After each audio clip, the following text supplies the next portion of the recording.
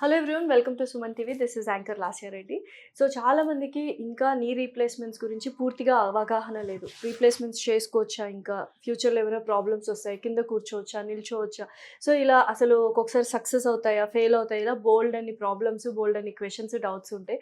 వాటన్నిటిని ఇవాళ క్లారిఫై చేయడానికి టోటల్ నీ రీప్లేస్మెంట్ గురించి చాలా క్లియర్గా డీటెయిల్గా చెప్పడానికి మనతో పాటు ఉన్నారు consultant orthopaedic surgeon, founder, chairperson of Legacy Hospitals, doctor Uday Kumar garu. నమస్కారం ఉదయ్ కుమార్. హలో. సో యూజువల్గా ఇంకా చాలా మందికి ఏంటంటే ఈ నీ రీప్లేస్మెంట్ గురించి అవగాహన లేదు.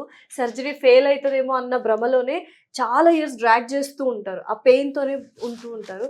అసలు నీ రీప్లేస్మెంట్స్ అనేవి ఎంత అడ్వాన్స్డ్గా వచ్చి ఎంత ఈజీ ప్రొసీజర్ అయిపోయింది. మీరు అడిగింది క్వశ్చన్ వెరీ యాప్ట్ అండి, but that was long back scenario, almost 10 years 15 years back ఉన్న సినారియో. Yes, your right. అప్పుడు కొన్ని ఈవెన్ మేము కూడా పీజీస్ చేసే రోజుల్లో ఎర్లీ స్టేజెస్ ఆఫ్ ప్రాక్టీస్లో ఉన్నప్పుడు we use to see complications ఎక్కువగానే ఉండేవి. బట్ ఆఫ్ లేట్ అడ్వాన్స్మెంట్స్తో పాటు కంపెనీస్ చాలా ఇంప్లాంట్స్ని బాగా రిఫైన్ చేస్తూ వస్తూ ఉన్నాయి. డిజైన్స్ అన్ని మారుతూ ఉన్నాయి, ప్రొసీజర్స్ అన్ని సింప్లిఫై అవుతూ నౌ ద కాంప్లికేషన్స్ రేట్ ఇప్పుడు చాలా పడిపోయినాయి. ఇంతకుముందు భయపడాల్సిన అవసరం ఇప్పుడైతే లేదండి. ఇప్పుడు ప్రతి ఒక్కరు ఎవరికైతే మోకాలు నొప్పులు ఉన్నాయో certain of point of age తర్వాత వాళ్ళందరూ చేయించుకోవచ్చా, లేకపోతే కాంట్రా ఇండికేషన్స్ ఉన్నాయి ఇటువంటి వాళ్ళు చేయించుకోవచ్చు? కాంట్రా ఇండికేషన్స్ అంటూ పెద్దగా ఏం లేవు, అందరూ చేయించుకోవచ్చు based on the necessity. See basically it's not an emergency surgery. First of all ఇది ఎమర్జెన్సీ కాదు, కానీ కొంతమందికి విపరీతమైన పెయిన్ ఉంటుంది. ఆ pain is an indication for surgery. కొందరికి వంకర అయిపోతాయి, కొందరికి స్ట్రైట్ ఇలా ఉండాల్సిన కాలు అసలు లోపలికి డివేట్ అవుతుంటది, వేరస్ డిఫార్మిటీ అంటారు. కొందరికి బయటికి నడవడం కూడా నడక కూడా మారిపోతూ ఉంటుంది. సో ఇవన్నీ ఎర్లీగా ఎప్పుడు డిటెక్ట్ చేస్తాం? ఎర్లీగా డిటెక్షన్ మనము 45-50s టైంలో మెట్లెక్కి దిగేటప్పుడు ఫస్ట్ సైన్ ఒక చిన్న ఇండికేషన్ ఇస్తుంది బాడీ. ఏంటది? ఇబ్బంది పడ్డాం అంటే 40s-45s ఎక్కినంత ఈజీగా 50s-55s దగ్గరలో మనం ఎక్కి దిగలేము. అది పెయిన్ స్టార్ట్ అవుతుంది, స్లో డౌన్ అవుతుంది బాడీ. ఒక 1/2 kilometer నడవగానే ఒక డ్రాగింగ్ కైండ్ ఆఫ్ థింగ్, ఇంకా నేను నడవలేకపోతున్నా, 5 years బ్యాక్ నడిచినంత ఇప్పుడు లేదు, నాకు శక్తి లేదు, అవన్నీ ఇండికేషన్స్, ఎర్లీ ఇండికేషన్స్. మోకాళ్ళలో సంథింగ్ ప్రాబ్లం ఉంది అని, అరుగుదల స్టార్ట్ అయిందని అర్థం. ఓకే. సో కార్టిలేజ్ జరగకుండా ప్రయర్ గా ఏమైనా ప్రికాషన్స్ తీసుకోవచ్చా? ప్రియగా అంటే ఏజ్ తో పాటు definitely it is bound to go అండి. ఏజ్ రిలేటెడ్ ఇష్యూ కాబట్టి వి కాంట్ చేంజ్. సివియర్ గా పోకుండా ఆపొచ్చు. ఏంటి అంటే ఫిజియోథెరపీ చేసుకుంటుండాలి టైం టు టైం. కింద కూర్చోవడం ఆఫ్టర్ 45-50s కొంచెం తగ్గించుకోవాలి. అన్లెస్ చిన్నప్పటి నుండి మీకు యోగాసనాలు అలవాటు ఉంటే that's different.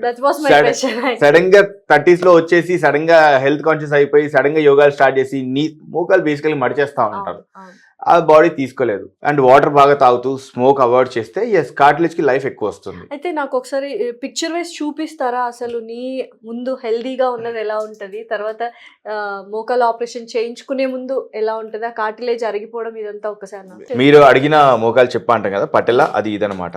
Okay, this one. So అసలు యాక్చువల్లీ అరుగుదల ఎందుకు వస్తుందో చెప్తాను. బేసికల్లీ ఈ పట్టెల్లో ఉంది కదా, దీని వెనక ఒక లేయర్ ఆఫ్ కార్టిలేజ్ ఉంటుంది, గుజ్జు ప్రొటెక్షన్ కోసం. అండ్ ఇది ఫీమర్ బోన్, థై బోన్, ఈ ఏరియాలో కూడా మనకి గుజ్జు ఉంటుంది. ఓకే, ఇవి కాకుండా మధ్యలో కుషన్స్ ఉంటాయి సస్పెన్షన్ కోసం. ఎక్కువగా కింద కూర్చొని లెగుస్తుంటాం మనం. కింద కూర్చోవడం అంటే ఏంటి? Flexion position. చైర్ పైన కూర్చోవడం అంటే మోకాలు బెండ్ అయి ఉంటుంది, రైట్? లెగుస్తాం, కూర్చుంటాం, లెగుస్తాం, కూర్చుంటాం, లెగుస్తాం. సో మనం ఏమవుతుంది, ఈ పటెల్లా వెనుక ఉన్న కార్టిలేజ్, ఈ ఫీమర్ వెనుక ఉన్న కార్టిలేజ్ రాపిడితో అరుగుదల స్టార్ట్ అవుతుంది. ఆ రాపిడి వల్ల ఈ కార్టిలేజ్ రెండు పోయి కార్టిలేజ్ వెనుకున్న బోన్, ఇటు పక్క ఉన్న బోన్, రెండు బోన్ కి టచ్ అయ్యి మనకి సౌండ్ వస్తూ ఉంటుంది. మోకాల్లో సౌండ్ వస్తుంటుంది చెప్పారు కదా. ఓకే, సో కార్టిలేజ్ లేదు కాబట్టి బోన్ టు బోన్ కదిలి టచ్ అయ్యి సౌండ్ వస్తుంది అనమాట. ఓకే, ఇప్పుడు మనం దానికి ట్రీట్మెంట్ ఏం చేస్తాము, ఎలా ఉంటుంది? ట్రీట్మెంట్ ఎలా ఉంటుందంటే స్టేజెస్ బట్టి ఉంటాయి. ఇప్పుడు కొన్ని రకాలుగా ఏంటంటే మన ఈజీ టర్మ్స్ లో చెప్పాలంటే మైల్డ్, మోడరేట్, సివియర్ అని చెప్పుకోవచ్చు. కొన్ని సైంటిఫిక్ మా గ్రేడింగ్ ప్రకారంగా గ్రేడ్ 1 to 3 4 0 1 to 3 4 గ్రేడ్స్ ఉంటాయి. ఎర్లీగా ఉన్నప్పుడు ట్రీట్మెంట్ వేరే, అడ్వాన్స్ ఉన్నప్పుడు ట్రీట్మెంట్ వేరే. సపోజ్ ఇప్పుడు మీకు ఇందాక చెప్పాను కాలు వంకర అయిపోయింది అని, రైట్? వంకర అయిపోయాక మందులు ఏం పనిచేయవు, దట్స్ టోటలీ గాన్. ఇంకా we have to replace it. Okay, ఎర్లీగా ఇప్పుడు ఐఎమ్ జస్ట్ 45-50, బట్ నాకు కొంచెం హాఫ్ అన్ అవర్కి డిస్కంఫర్ట్ ఉంది. అండ్ ఎక్స్రే తీస్తే స్పేస్ బాగానే ఉంది, కానీ అంటే ఇక్కడ జాయింట్ లో ఈ బోన్ కి ఈ బోన్ మధ్యలో స్పేస్ బాగానే మెయింటైన్ అయింది, బట్ ఇక్కడ మాత్రం కాస్త స్పేస్ తగ్గింది. అంటే కార్టిలేజ్ పటల్లో ఫెమరల్ ఆర్థరైటిస్ అంటాం, పటల్లో ఫెమరల్ ఆర్థరైటిస్. దానికి ఫిజియోథెరపీ చేసుకోవడం, ప్లాస్మా థెరపీ లాంటి ఇంజెక్షన్స్ తీసుకోవడం, వాటర్ ఎక్కువ తాగడం సరిపోతాయి. Tablets, of course tablets. ఇంకా అడ్వాన్స్ అవుతుంది అనుకోండి, ఇంకా నో స్టేజ్ 3 వెళ్ళిపోయింది, ఈ లోపల మెనిస్కస్ డ్యామేజ్ అయిపోయినాయి, cartilage totally gone, replace it అంతే. సో అప్పుడు ఇలా యా, మీరు ఇందాక మొహకాలు చెప్పని అడిగారు కాబట్టి I have to. So simple గా చెప్పాలంటే, సపోజ్ దిస్ ఇస్ నార్మల్లీ అనుకోండి, మీరు గమనించినట్టయితే ఇందాక కార్టిలేజ్ అని చెప్పాను కదా, ఈ 5 థై బోన్ ఫీమర్ కి ఉన్న కార్టిలేజ్ ఇది. ఓకే, దీంట్లో కాస్త డ్యామేజ్ అయింది చూడండి. ఇందాక చెప్పాను కదా, పటల్లా ఫ్రిక్షన్ జరుగుతుంది ఇక్కడ కానీ ఎక్కడ ఒక చోట మనకు. లైక్ వైజ్ మీరు టిబియా కింది బోన్ లో చూసినట్టయితే ఇక్కడ కూడా ఫ్రిక్షన్ ఉంటుంది. ఓకే, ఈ మెనిస్కై కూడా డ్యామేజ్ అవుతూ ఉంటాయి, విత్ ఏజ్ పిగిలిపోతూ ఉంటాయి, ఫైబర్స్ లాగా పీలికలు వచ్చేస్తూ ఉంటాయి. ఇప్పుడు ఇంకొకటి చూసినట్టయితే ఈ ఎడ్జెస్ అంతా రెగ్యులర్ గా ఉన్నాయి చూడండి, బంప్స్ అంతా లేవు, ఇరెగ్యులర్ బార్డర్స్ లేవు. అదే నెక్స్ట్ స్టేజ్ కి వచ్చింది, ఇది చూడండి, ఈ ఎడ్జెస్ అంతా డ్యామేజ్ అయినాయి, ఆల్ ద సైడ్స్.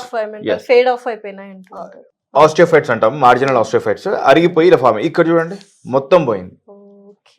సో ఇప్పుడు ఏమవుతుంది, ఇటుపక్క డైరెక్ట్ బోన్ ఎక్స్పోజ్ ఉంది, దీనిపైన ఉన్న పటల వెనక భాగంలో కూడా బోన్ ఎక్స్పోజ్ అవుతుంది. సో బోన్ టచ్ అయ్యి సౌండ్ వస్తుంది, ప్లస్ పెయిన్ ఆబ్వియస్లీ ఉంటుంది, ఎందుకంటే బోన్ టు బోన్ టచ్ అవుతుంది లోపల. దాన్ని మనం ఏం చేస్తామంటే ఈ ఎడ్జెస్ అన్ని తీసేసి, ఈ బ్లూ కలర్ ఈ డ్యామేజ్ అయిన పార్ట్ మొత్తం తీసేస్తాం. తీసేసి ఇక్కడ కట్ చేసి ఇలా కొత్తగా మెటల్ వేసేస్తాం. అలా ఇది థై బోన్ కి, ఫీమర్ కి, ఇది టిబియా బోన్ కి వేసి మధ్యలో పాలిథిలిన్ అనే ఒక మెటీరియల్ పెట్టేస్తాం. సో ఇది తీసేసి ఇలా కొత్తగా వేసేస్తాం అన్నమాట.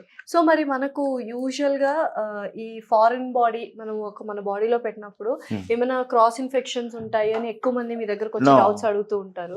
సో దానికి మీరు ఏ కైండ్ ఆఫ్ మెటీరియల్ యూజ్ చేస్తారు? This is Alai, this is body compatible ఉంటుంది. దిస్ ఇస్ టోటలీ స్టెరైల్ చేస్తాం, అంటే డైరెక్ట్ గా ఏదో కొనేసి వేసేయడం లాగా ఉండదు.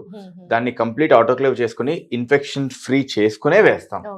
అది ఇన్ఫెక్ట్ అవ్వడం అనేది రేరెస్ట్ సినారియోలో అవుతూ ఉంటాయి, but every case is not so. Thank you so much, Uday garu. Thanks a lot.